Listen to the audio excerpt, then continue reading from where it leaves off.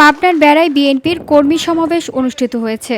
অনুষ্ঠানে প্রধান অতিথি ছিলেন পাবনা ২ আসনের সাবেক সংসদ সদস্য এবং আসন্ন জাতীয় সংসদ নির্বাচনের বিএনপির মনোনীত প্রার্থী অ্যাডভোকেট AKM সেলিম রেজা হাবিব।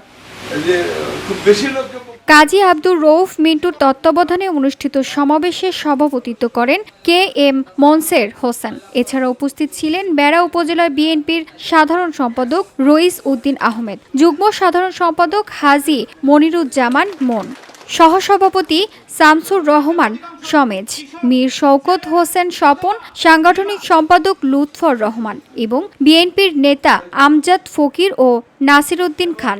অন্যান্য রাজনৈতিক দলের প্রচারণা সম্বন্ধে যদি আপনাদের কোনো পরামর্শ থাকে, সেক্ষেত্রে যদি আপনাদের চোখে কোনো কিছু ধরা পড়ে বা আপনাদের চোখে যদি মনে হয় যে তারা এইভাবে করছে, আমাদের এইভাবে করা দরকার, অথবা তারা যেভাবে করছে চাইতে আর সেটা করা যায় কিনা।